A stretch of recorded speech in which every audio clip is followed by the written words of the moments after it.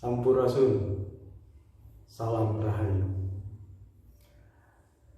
Di Jawa Barat itu sangat terkenal dengan ada istilah sebutan Prabu Siliwangi. Masyarakat Jawa Barat sangat familiar sekali dan kental sekali dengan Prabu Siliwangi. Bahkan di luar Jawa Barat pun mengenal tentang Prabu Siliwangi. Nah, saya tuh agak bingung, jujur saja. Apa sih Prabu Siliwangi? Apalagi banyak orang, bahkan warga masyarakat Jawa Barat sendiri itu salah mengartikan tentang Siliwangi. Disebutkan Siliwangi itu sebagai penguasa alam gaib lah, penguasa gunung salak lah, penguasa gunung gede lah, gitu kan. Pokoknya Prabu Siliwangi, nama Prabu Siliwangi itu diseret ke dalam hal-hal yang di luar logika, gitu kan, yaitu hal mistis atau klinik, gitu. Sehingga orang banyak terjebak gitu dengan hal seperti itu. Saya pikir apa sih Prabu Siliwangi itu? Dia tuh bukan sebuah sosok. Nama Siliwangi itu kan sosok. Jadi sebuah gelar atau sebuah ucapan masyarakat Sunda dulu, gitu kan. Itu yang sangat menghargai seorang rajanya itu. Maka di masyarakat Sunda itu ada istilah namanya, bukan istilah etika tata krama, gitu kan. Untuk menyebut nama seorang raja aja dia nggak berani menyebut nama pribadinya atau nama gelarnya, gitu kan.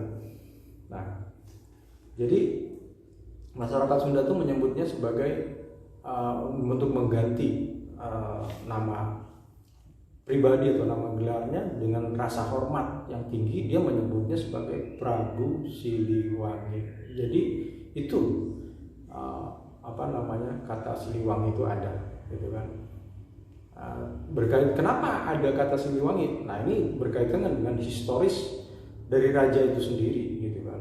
Nah, ketika kita menyebut nama Siliwangi, gitu kan, yang kita akan tertuju dengan suatu figur, gitu kan, yaitu yang namanya gelarnya itu sebetulnya Sri Baduga Maharaja Ratu Aji di Pakuan Pajajaran Ratu Dewata, gitu kan.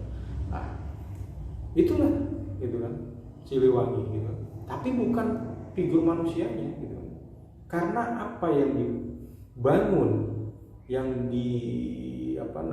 disampaikan ke masyarakat dengan kearifan lokalnya, kebijaksanaannya, dia mengelola tatanan negaranya itu menjadi tatanan sosial yang berkepribadian tinggi, gitu kan, seperti itu. Dan akhirnya menjadi satu panutan, gitu kan. Nah, Siliwangi sendiri merupakan sebuah falsafah, gitu kan, falsafah hidup orang-orang Sunda. Nah, itu diimplementasikan oleh rajanya, gitu kan. Dengan arif, dia memimpinnya dengan bijaksana, arif dan bijaksana ya maksud saya, gitu kan.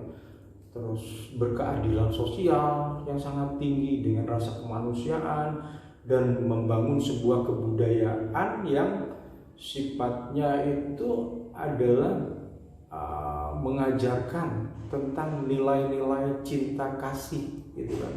Siliwangi artinya sili asa, sili asu, siliwangi, kan begitu. Nah, jadi sili asahnya itu adalah untuk mengasah, bukan mengasah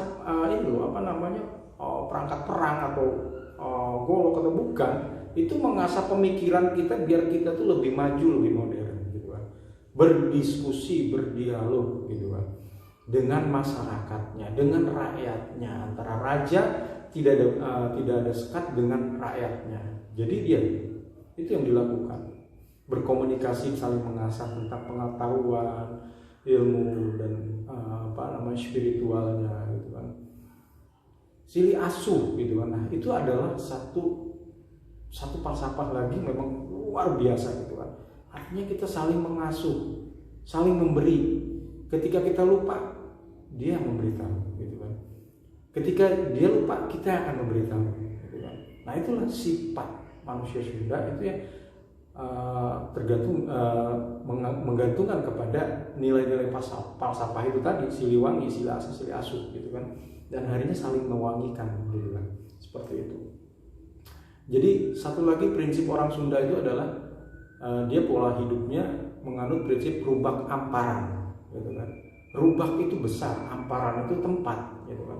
Jadi kita harus bisa menerima apapun yang datang ke kita dengan sopan santun, gitu kan, segala macam. Nah itu yang menciptakan sebuah kebudayaan yang begitu besar, gitu kan, begitu dikenal oleh orang luar, dan bahkan sampai pendatang pun datang ke negeri Pajajaran waktu itu dia merasa tentram dan nyaman. Karena apa? Ya masyarakatnya itu yang masyarakat yang terbuka, gitu kan, saling berkomunikatif, toleransinya tinggi, gitu. Jadi sekali lagi bahwa Siliwangi adalah falsafah, gitu kan. Jangan dikait-kaitkan Siliwangi itu dengan hal-hal mistis, gitu kan. Nah, menurut saya sebagai orang Sunda sendiri merasa risih, gitu kan, tentang hal mistis Siliwangi lah, patilasan Siliwangi lah, ini kerajaan Siliwangi lah, hal-hal mistisnya gitu, gaib segala macam, gitu kan, bahwa Siliwangi menghilang lah, gitu kan, menjadi macan lah, gitu kan. Maksudnya itu pemikiran yang goblok, bodohnya minta ampun, gitu kan. Artinya nggak berpikir dengan logika, gitu kan, seperti itu ya. Berpikirlah dengan logika, menggali sejarah, ya kejarlah sejarah, nilainya itu yang dibangun oleh Raja Pajajaran itu dia meninggalkan mahakarya. Nah itulah yang harus kita junjung tinggi, kita puji mahakaryanya, gitu loh, tentang kearifan lokalnya, budayanya, gitu kan. Karya membangun tatanan masyarakat yang berkeadilan, berkesosialan, Sili Asa, Sili Asu dengan kasih sayangnya itu. Nah itu yang harus kita kejar, bukan mengejar dengan alam gaib. Saya pikir ngaco, mengejar dengan alam gaib, dikait-kaitkan dengan kegaiban dan segala macam. Nah itu adalah orang frustasi, saya pikir, gitu kan. Ya sekali lagi, kalau kita mau menggali tentang nama Siliwangi itu luar biasa, gitu. Jangan dikaitkan dengan hal mistis, gitu. Jangan terjebak dengan jaring-jaring pembodohan yang akhirnya kita bodoh sendiri, gitu kan. Di bumi kita sendiri kita akhirnya jadi bodoh, gitu kan. Sementara bangsa lain merasa menguasai dan segala macam, gitu. Itulah yang keinginan memang bangsa luar untuk membodohi kita, gitu kan.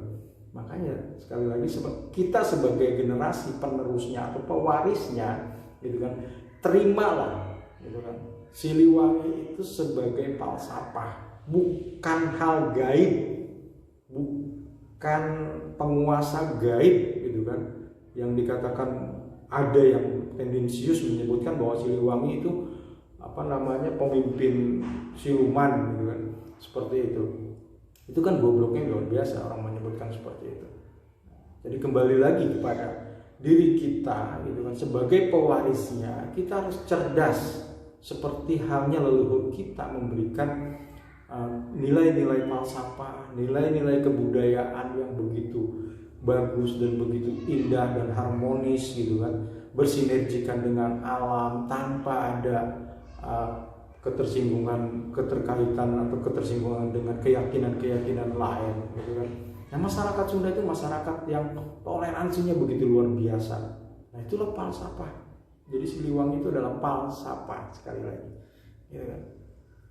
Baik, terima kasih. Sampurasun, salam rahayu, rahayu, rahayu, rahayu sagung dumadi.